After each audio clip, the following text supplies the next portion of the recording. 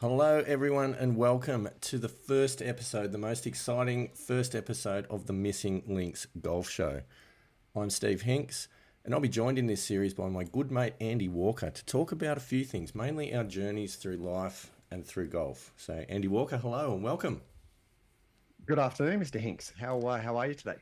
Mate, I'm very, very well. This has been a long time coming, but it's so good to finally get on the mics and have a bit of a chat about golf. And I guess the first thing that we probably need to talk about is for people listening, if there is anyone out there listening, is what That is is the question. that is the question.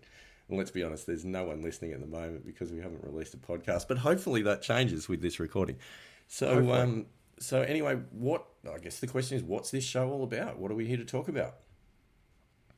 Well, I think we both obviously have an interest in golf. That's the That, start of that's it, and that's true. that's very true. And we've both got sporting backgrounds and have come through various levels of our different sport, but we've found a bit of a common theme, I think, with our golfing journey. As we both, well, me one side of 50 and you the other side of 50, which we won't mention which is which at this point in time. I'm actually happy to go there. I have no problem with that. But that's an interesting point because the whole mark around 50, that's kind of part of the story, right? Correct, correct. And we obviously with the senior amateur events coming up, well, I've already qualified with certainly in New South Wales, where 50 is the golden mark, and you're a couple of years away. I think that certainly led to a lot of conversations that we've had around where we are on the golf course and how we can bring our game from where we are now, which, let's face it, probably isn't where we want them to be, to where they potentially could be. Well, this is true. This is true. And you're right, like that whole point around the turning 50, because for me, and where this stemmed from in the conversations that we've had, is that there comes a point in your life, and as you said, we both had sort of sporting backgrounds. Yours has been predominantly golf, which gives you an advantage in this whole competition. Mine more so cricket. And there's a point for a lot of us, and I think I'm not alone when I say this, when you realise that your career is probably never going to hit the lofty heights that you dreamt that it would when you were a kid. That's a bit of a realization moment, when you realize that you're not going to pull on a baggy green, and well, you're not going to pull on many representative hats, I suppose. Mm, But mm, mm, and then I think, like a lot of people, you kind of just move away from having any sporting dreams and you focus on work, careers, on mm, families, and all those sorts of mm, things. And this has been a time when we've gone, well, hang on a minute, at 50, we can now qualify for a new series of events. mm. Let's give it a go, and maybe we can have this phoenix rising from the ashes style second coming of a sporting career, which would just be amazing. But as you say, we got a bit of ground to cover before we get there. So I think that's really what this is about. So I think we talk a lot in this show about where our game's at and the lessons that we need to learn. So Mm. yeah, that Well, certainly from my perspective, the game is very different to when I gave it away. I mean, I played pretty seriously, for about 10 years up until 1996. And between 1996 for the next 15 years, I barely picked up a club. I didn't watch golf on TV. I had no interest in golf at all. And that was part of what you mentioned, that in 1996, I had a crack at, well, trying to qualify to play pro golf, failed dismally. Um, Probably something I haven't told you, in the qualifying event, in the second round, I hit a shank. nice.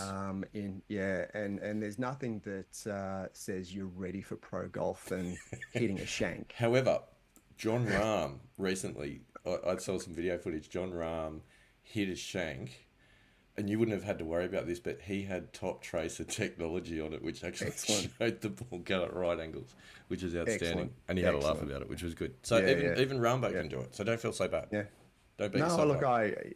look, it was a long time ago, and not sure if I've hit a shank since, but Mm. wasn't one of my go-to shots. But I still remember in 1996 coming back from that qualifying event, the plane ride home, I never felt so bad, and sort of realized not too long after that that that was it. Like my golfing dream was over. I thought I was going to play on the tour and hang out with superstars and supermodels, and here we are, 25 years later, And this is the whole point, because that's the talking about a podcast. yeah, I know, and this is the whole point of the story, is that, like, you get to a point where you go, and that was the moment for you, right, where you go, Mm, it's not going to happen.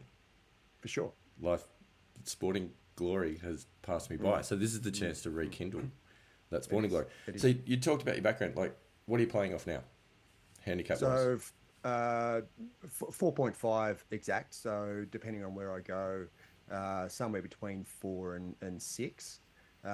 So, for instance, I played yesterday at Castle Hill Country Club, and I played off 5. So that's about where I am most of the time. Mind you, I go out to Magenta Shores, and I'm still playing off about 9. So, Mm. yeah, so 4.5. And yeah, I often say that my golfing game reminds me of Forrest Gump, in that I never know which one I'm going to get. Nice, nice. Forrest Gump references in episode 1. That's good. Mm, mm, Um, mm. I don't have any more Forrest. Actually, I do. I thought you were going to go with, "I'm not a smart man." No, No, no, okay, definitely wasn't going to go with okay, that. okay, yeah. I like But I the know what love is. I like the box of chocolates Right. reference a Okay. lot better. No, Yeah. I can absolutely relate to that. So, Mm, mm. yeah. Well, I'm not So off. yeah, I'm not so off 4.5. I'll put mm, that out there. mm. Yeah. Yeah, but Yeah. in saying that, you have made some significant improvements over the last 12 months, and recently, well, you tell the story. I'll let you give the news to our many listeners out there. Yes. So, to all of you out there in listener land, thanks for joining us here at the Missing Links Golf Show. It's great to have you on board. So 2 years ago, actually probably just less than 2 years ago, probably just a little bit over 18 months ago, I was playing off about 17. Um, and it was funny because I had a conversation with a workmate who was asking, who's not a golfer. He was an ex-PE teacher, not a golfer. And he asked me what I was playing off. I said, look, I'm off about 17. And he goes, oh, okay. What's the best you've ever got to? And I went, oh, probably about 16. Mm, It floats between 16 and 18, has done for quite a while. And he looked me in the eyes and he said, how long have you been playing for? I said, oh, look, on and off probably about 15 years. And he said, well, why aren't you getting any better? And so I started to answer him going, well, it's a hard game. It's difficult. There's a lot of things that can go wrong. And the funny thing was, as I was about 2 sentences into my answer, I knew that it was an absolute load of rubbish what I was saying. mm, mm, And it made me question. I thought, well, why am I not getting better? And we'll talk about probably this later, if not in this episode, then in other episodes, assuming that anyone dials in for a second episode. But the point with it is about expectations as well. If you think that you're a 16 to 18 handicap, you're probably going to play like that. So mm, that mm, actually forced me to change the mindset. And I'm happily now can say that I'm, as of right now, at 10.0. I did manage to sneak into single digits at 9.9 for about a month. That was exciting, but flowed back out 10.4, down to 10.0 at the moment. But I do have lofty ambitions of getting down into the mid to lower single digits, and that's part of the whole mm, purpose of this mm, show, mm, to talk about that journey and what we need to learn. So, mm. so Whereas me, I still feel as though I'm a scratch golfer mm, and playing off somewhere around 4 or 5. So well, my expectations are are very different, and probably not in line with my ability. yeah, and that's a big topic. If we've got time, once we kind of get through the intro, I wouldn't mind delving into expectations Mm, and sort of self-belief, mm, expectation versus self-belief, some of those sorts of things, because it can work for you, can work against you. So, mm, so here's the thing: our goal, right? What are we saying? We want to compete in the New South Wales Senior Amateur Championships. Is that what we're saying? Well, I think certainly between 50 and 55. Once we hit 55, then it's Australia wide. Ooh. So, So this we've podcast has got got, to go for 5 years. yeah, yeah, yeah. Wow. Well, I mean, given your side of 50, 6 years, uh, six and a yeah, half years. Yeah, yeah. For me, I'm on about four and a bit. So we can sort of squeeze something in there, and So I have to I'm caddy for you for a year. Is that what you're saying? exactly. Damn it. That's part of the plan. That's part of the plan, isn't it? Well, it could work. It could work. We could do that. We could actually do that. That would still be fun. Mm. That would still be But fun. interestingly, I did have got a good mate of mine who a few years older than me. Actually played when I was playing Penance as a junior. He was sort of mid 20s, playing very very good golf. And one of the things that he never did was to represent Australia. And that was one of the conversations we had at the time was now I'm working, I've got a wife. I've never represented Australia and probably not likely to. And it's one of the Mm. regrets that he had. But he's actually got to 55, done really well in life, retired at 55, played on the senior amateur tour full time, and made the Australian senior team. How good So is now that? so now he comes back and says to me, "Hey, I've represented Australia. What have you done?" That's a fair question. Hmm. Well, Hmm. hey, I mean, there's still time. yeah, yeah. Look, and that's part of what one of the things that when we come to golf, one of the things that I would still love to do is be able to represent Australia, and part of that is obviously the Australian senior team, if that is sort of part of where we're heading. Mm. Mm. Comes with a free hip replacement as well, I believe. Apparently, Yeah. apparently. Yeah. No, disclaimer, that's actually incorrect. Um, so, look, why golf though? Like this for me, this is another question. Like, obviously, we have a skewed answer on this because we love the game, Mm, but like, mm. what is it about golf that keeps dragging you back? Yeah, fair questions. I think part of it for me, I mean, golf got me pretty early. Mm. I first started playing golf, well, seriously at about 14. So golf got me. Obviously, I'm playing for a different reason now, but the it's a universal game. It's got universal appeal. You can play it at age 14 or younger. My dad's 82 and he's still playing golf and still getting around and enjoying the game. It's a game that gets you outside, gets you into the fresh air. It's challenging both mentally and physically. Um, it's a game that really sort of it gets your soul. Mm. Certainly for me, anyway. It's certainly it's become part of my soul, and yeah, it's going to be a part of me till the day I die. It's a powerful answer, Andy Walker.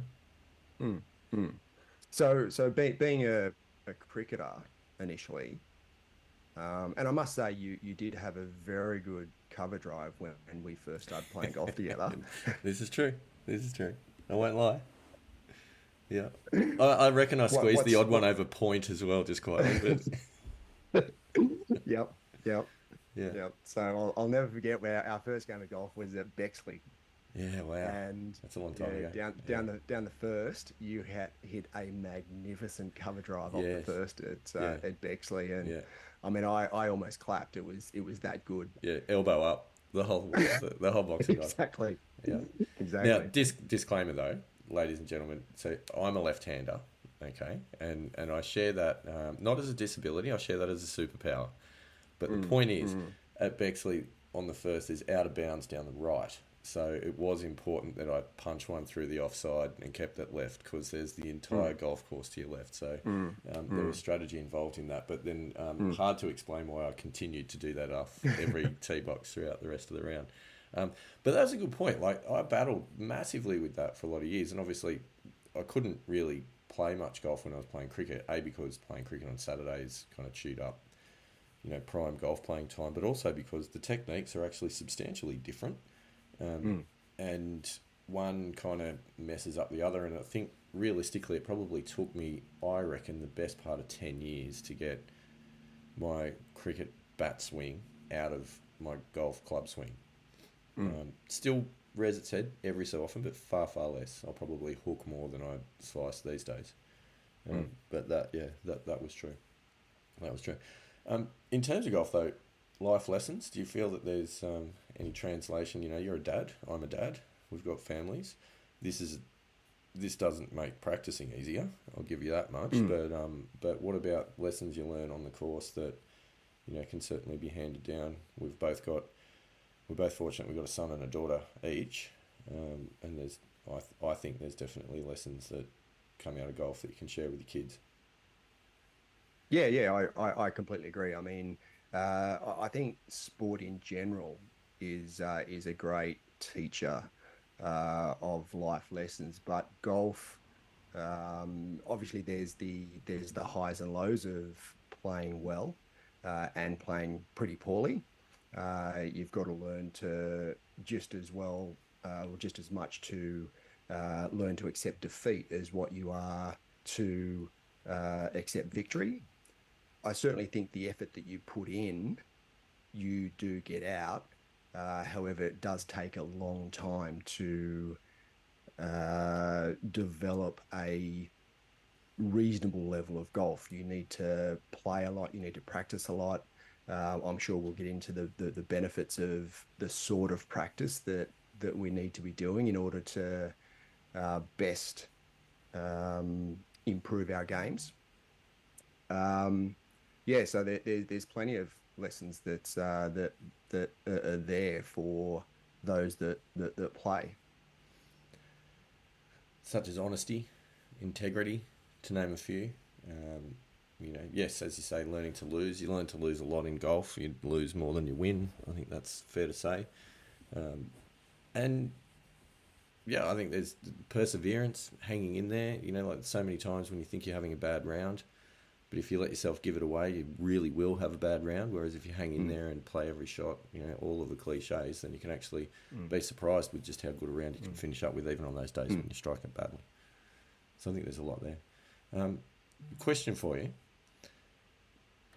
with this dream that we have of trying to make a mark on the seniors tour, I want you Mm. to rate our chances for success. I have come up with a rating scale. It's not 1 to 10 or any of that sort of stuff. Um, I actually, I don't even know if I can explain it that well, but we'll give it a go. So let's just say if we rated our chances as a par, you know, that's kind of mid range. Mm, If we mm, rated ourselves as a birdie chance, then obviously that's pretty positive. And an eagle, obviously, we're going to do really well. And albatross, we're going to smash it. mm, A mm. bogey, probably, you know, we're a little bit off the pace. Double bogey, triple bogey, etc. Or even a shank. You can throw a shank in there if you like, since Mm, that's mm. your area of That's my shot of expertise. choice Yeah, when I'm trying to qualify for the pro golf tour. yeah, yeah, yeah. Mm. Ill timed. Um, how do you rate? How do you rate it? What are your thoughts? Look, for me, I reckon I'm a par chance, and I know that's probably sitting on the fence It a is. bit, It and is. Yeah, um, which is typical. yeah, very typical. Yeah. But look, there's a lot of things that need to happen in life over the next few years for me to afford me the ability to and the time to be able to get out and play the events that I need to get to where I want to go. And again, I'm sure we'll cover that at some point. Um, Time's been my biggest uh, issue in that obviously I have a business, I have a family, young kids, other commitments. It's just time getting out there, and unfortunately, golf has been at the bottom of the rung on a Mm. vast majority of times.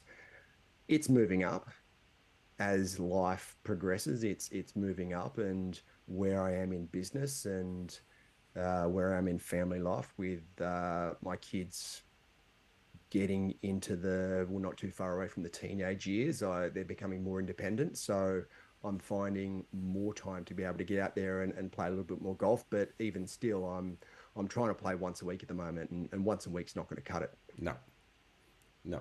Practice? Any time for practice? Well, that the practice and play Yeah, once a week. is once a week, and Mm. that's not.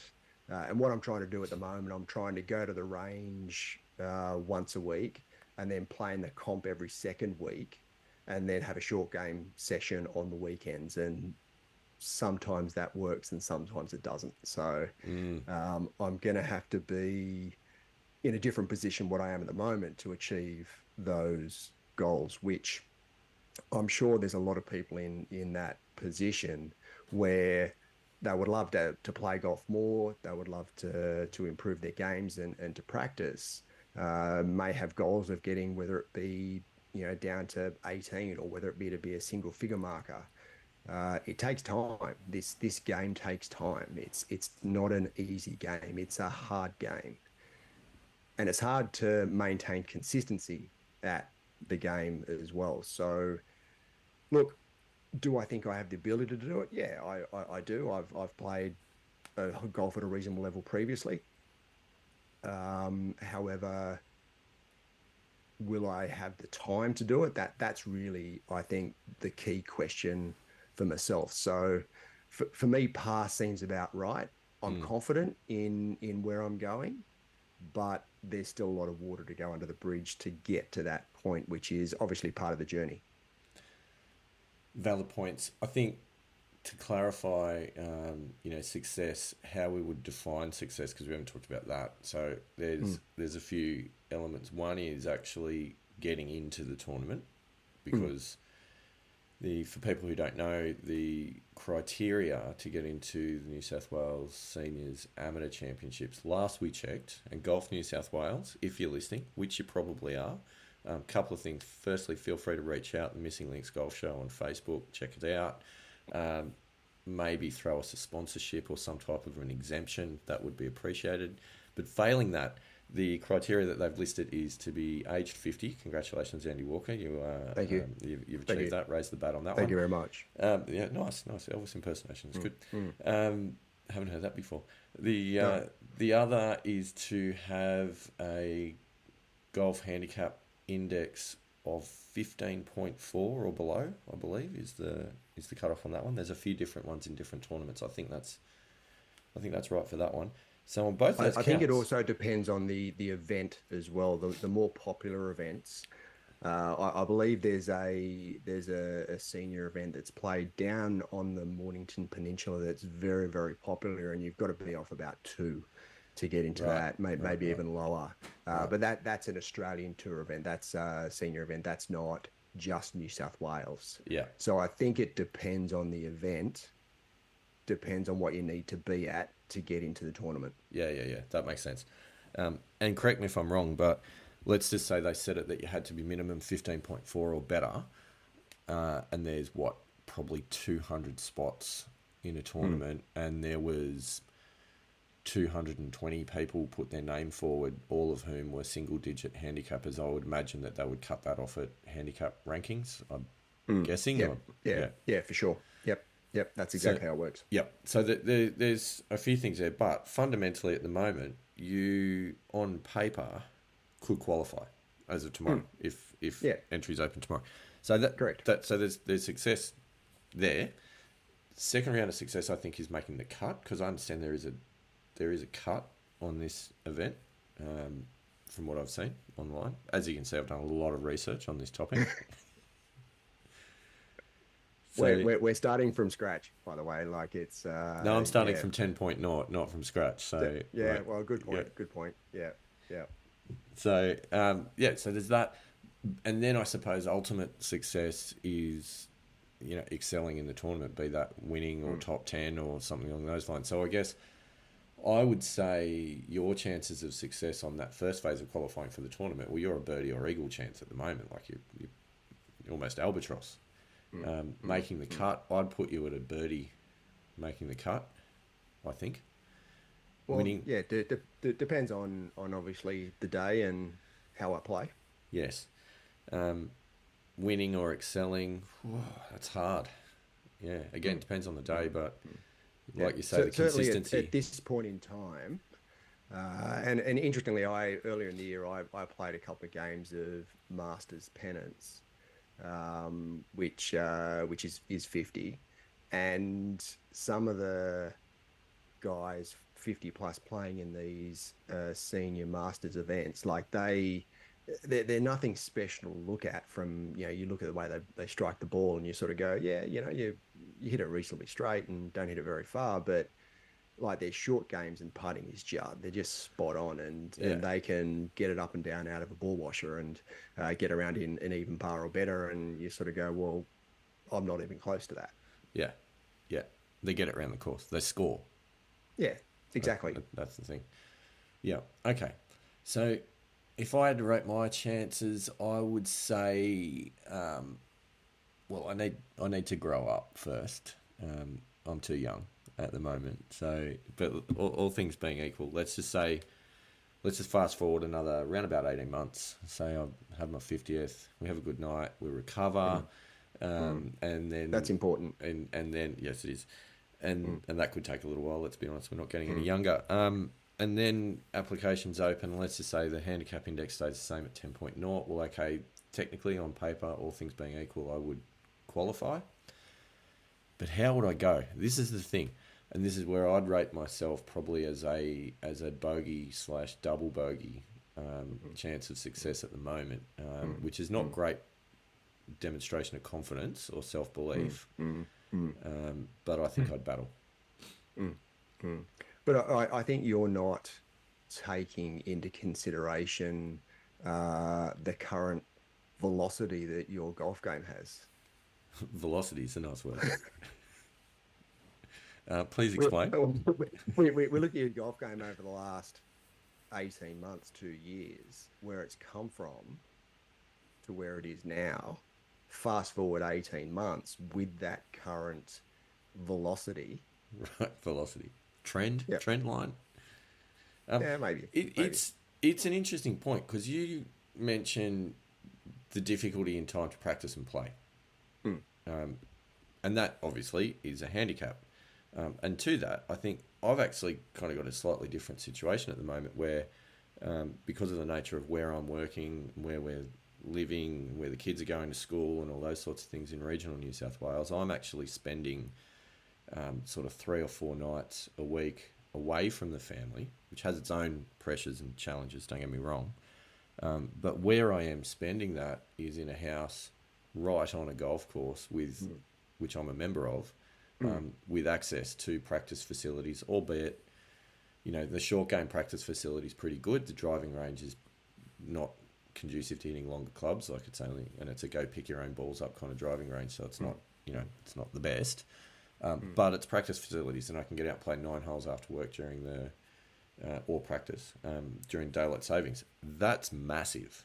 Like that's huge. And I actually think last summer doing that a lot last summer as well was a massive contributing factor to improving and getting my handicap down to where it currently is. So I do agree. And I've also noticed, like over the last few months, probably my average score, even though the handicap hasn't moved a lot, but my average bad score has improved a lot.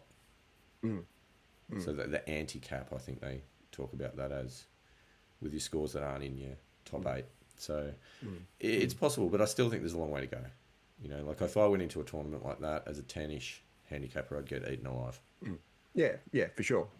But as I said, we're talking another 18 months. So I think you're sort of selling yourself short a little bit with where your game's going to be in 18 months. Whereas you look at my game, and 18 months ago, my handicap was about 3.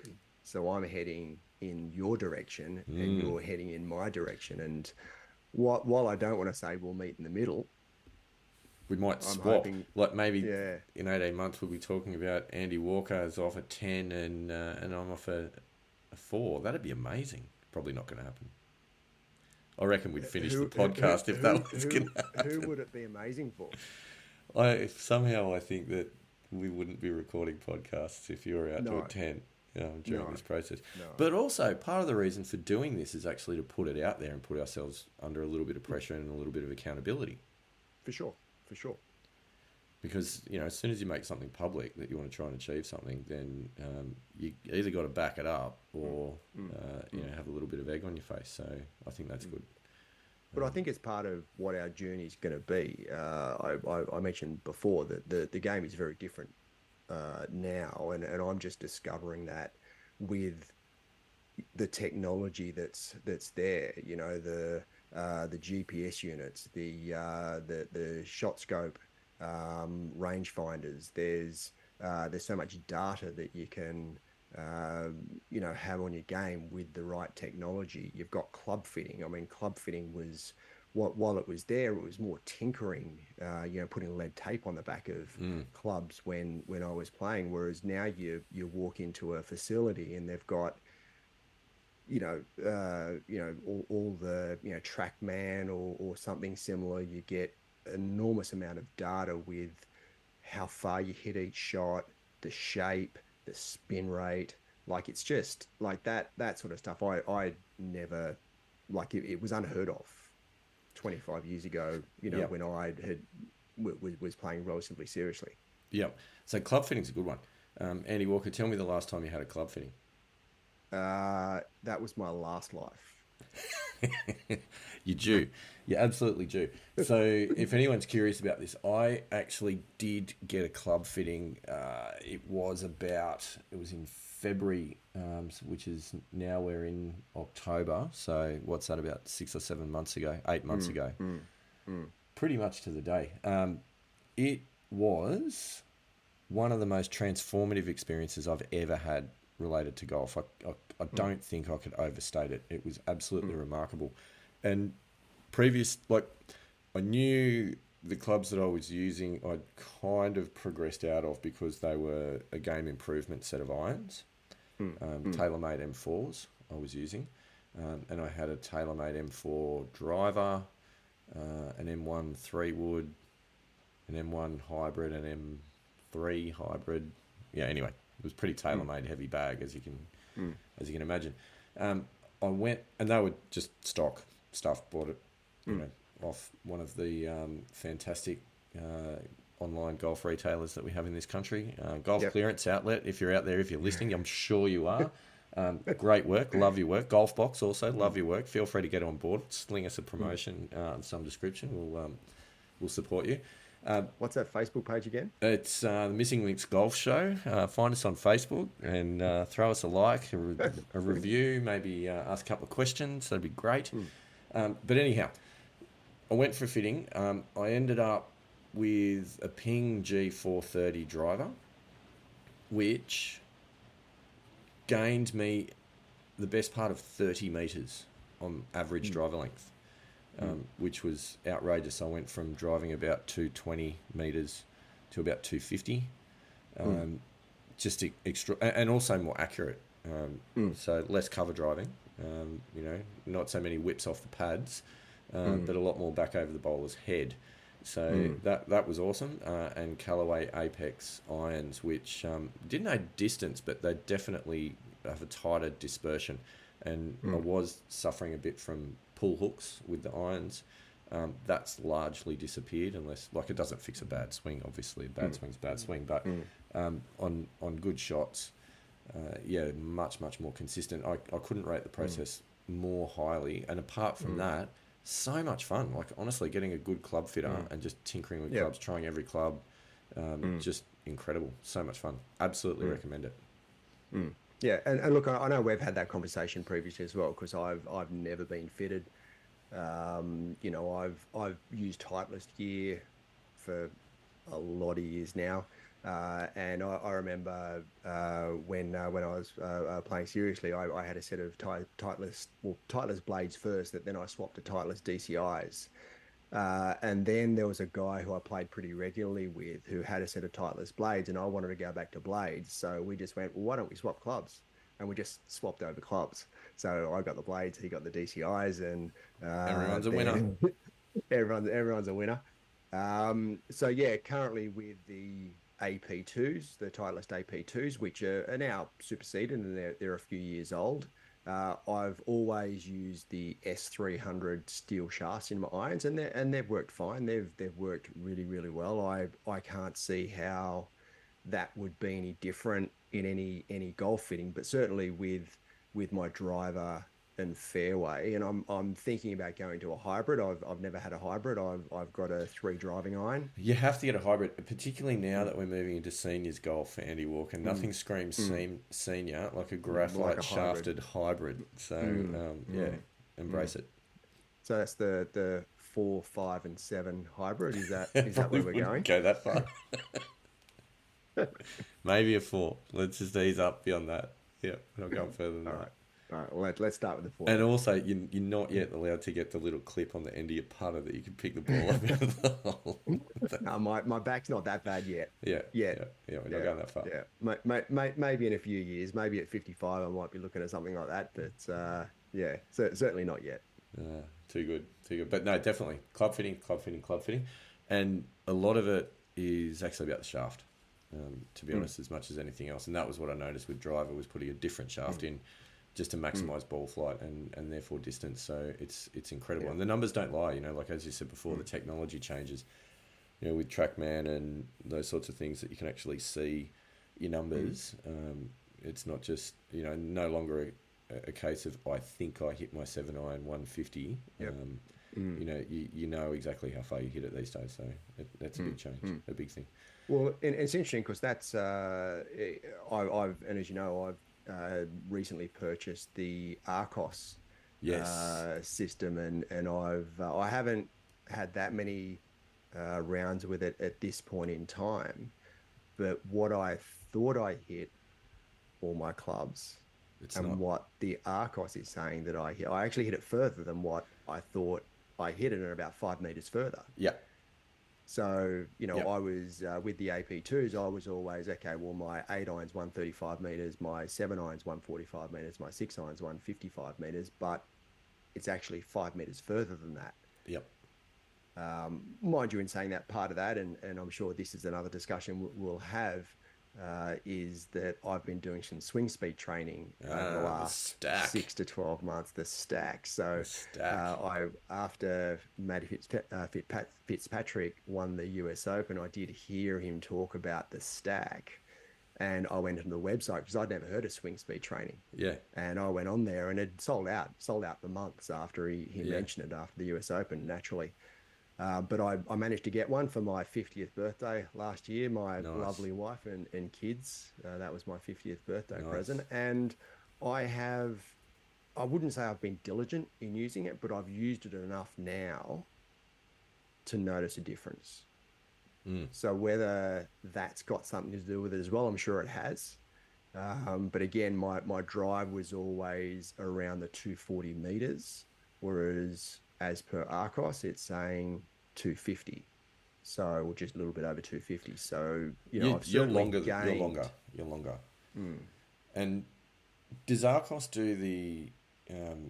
Because ShotScope is who I use. And by the way, we mm. should give a shout out to ShotScope. Fine people. I use the V3 at this point. I haven't upgraded to the X5 yet, but ShotScope, if you're out there listening in podcast land, feel free to reach out.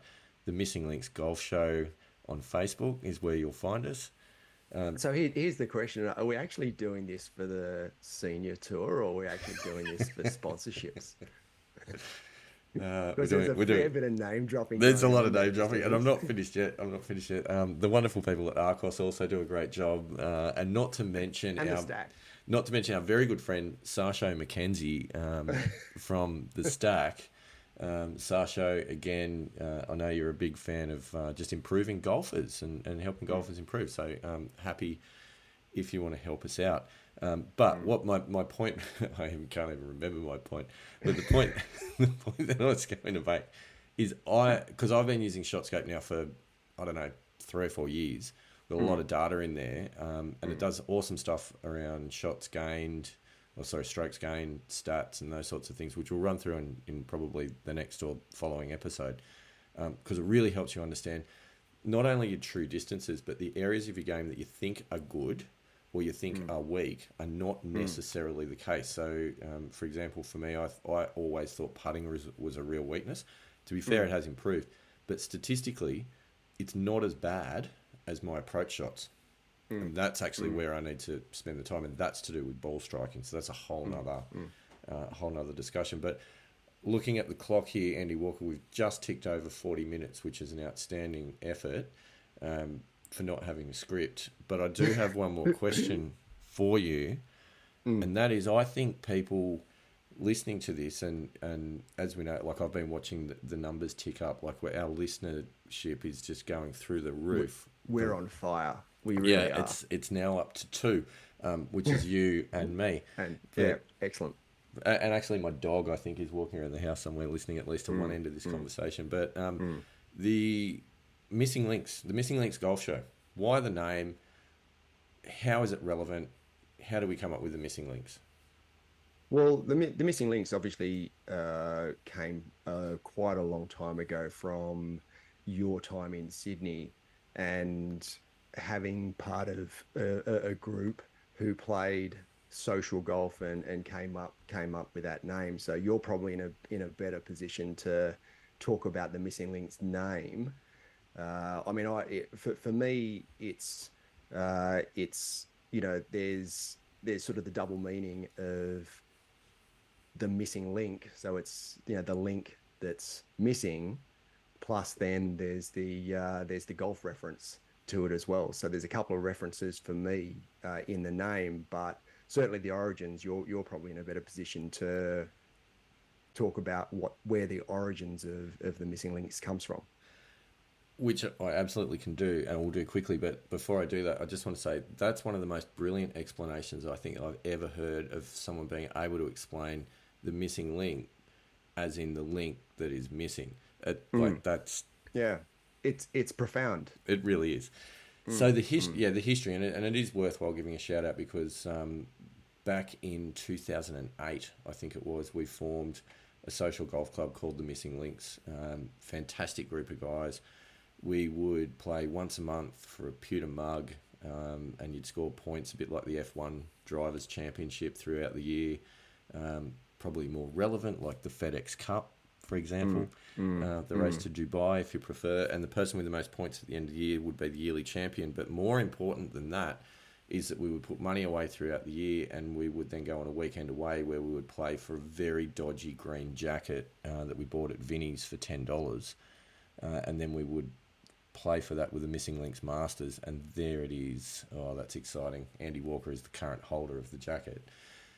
We would play for that. No embroidery yet, but embroidery get on that because that $10 jacket now in 2023, after what's that, some years, 15 years or so, it has got about $700 worth of embroidery on it, which is pretty funny. But anyway, so we did that. But I think the Missing Links, unfortunately, in its initial incantation, kind of fragmented. There were some guys moved to Queensland. I obviously moved regionally out into central western New South Wales. Some guys moved to Victoria. Life gets in the way. So it kind of disbanded, but we kept the jacket, and we've sort of kick-started a little bit of another group with people from all over. We don't do the month-by-month thing anymore, but we're about to embark on the Missing Links Masters for 2023 to the beautiful fairways of Mudgee in November. So that will be a story for another episode. Shout out to Mudgee Golf Club. Shout out to Mudgee Golf Club. We can't wait to get there. A lot of fun down there. Also, shout out to the Zin House, great restaurant down there. Pipe Clay, another great restaurant. Low Family Wineries, love your work. We'll be visiting. So anyway, enough of that. But the Missing Links, for me, this quest is about finding the missing links to our golf swing, the missing links to success. That's on the course, that's off the course as well. The missing links to how you balance the quest to try and get better as a golfer in middle age with all of your pressures that you face and your obligations that you face, be it through work, through family, and any of those other sorts of things. So I think there's a lot to unpack. But we're going to do that in another episode because we're about to tick over 45 minutes, and I've been told that is where we have to cut it off. So to all of our listeners out there, to all of our fantastic sponsors or soon-to-be sponsors, potential sponsors, thank you so much for getting on board, and thanks for listening this far if you've made it.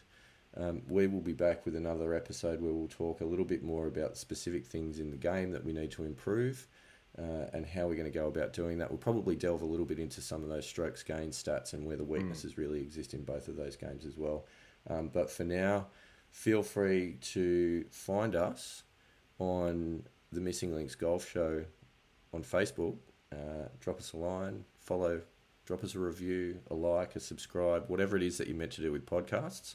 You get in there and do it, because that's what we need. Andy Walker, thanks for joining me. We'll see you again soon.